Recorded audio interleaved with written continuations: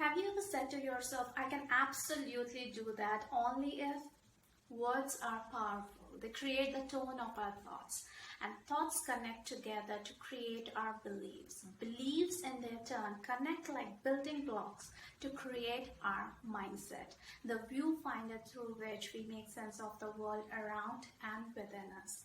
The only ifs are your limiting beliefs, holding you back and justifying it too.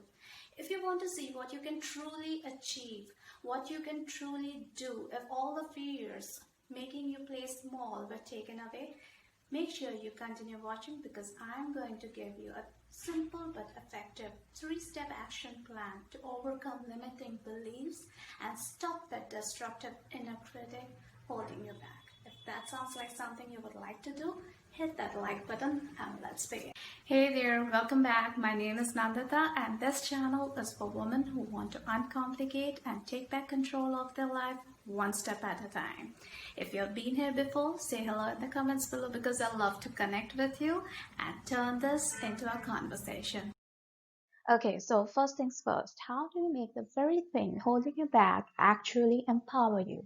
The thoughts and ideas collected from our experiences and memories growing up builds a subconscious reference library. This is what creates the belief system that more or less guides our actions and behaviors. Everything's good till here. But when we start using some of these to make assumptions about the outcome of something we do, they limit what we can do with our life or who we can be as a person. But if you look at it another way, they also show exactly what's stopping you from going after the job you always wanted to or the thing you always wanted to do. Limiting beliefs can empower you by highlighting when and how you are shortchanging yourself without even realizing it. Give me a yes in the comments below if that makes sense. As I said before, let me show you a 3-step simple but effective action plan to overcome limiting beliefs and use it instead to stop that inner critic pushing you to play small. And subscribe to this channel so that you stay in the loop and not miss out on any valuable new tip I share with you. Ask yourself, what have you done till now that doesn't seem to give you true satisfaction? Which big decisions did you take that you would have chosen otherwise? Think of one way you behaved that you don't like. Why do you behave like that? What is your most common explanation when things aren't going your way? If you keep asking why to simplify the answer, you will get to what's driving those beliefs, what's making you act in a way that doesn't seem fulfilling. Is it a fear of being judged? Is it a lack of confidence in your capabilities? Is it a sense of having missed the timeline? Whatever it is, prove it wrong. Work on your value of self-worth and priorities to get over the fear of being judged. Look for real-life stories to prove those limiting beliefs about standard timelines and desired qualities wrong. Everyone knows having good hearing is important to make music, right? Wrong. Read the life story of Beethoven. Explore the lives of people who made it against odds, like J.K. Rowling, who from being a depressed single mom, raising her infant daughter on state benefit and being rejected by 12 publishers, went to become one of the best-selling authors in history with her Harry Potter series. Show your subconscious mind it's not bad to go against convention and risk pain if it adds value to your life. Reframe your negative thoughts to something that inspires positive action. Think of what you would say to your best friend being miserable with these very confining thoughts. Let me show you a tried-tested and proven strategy.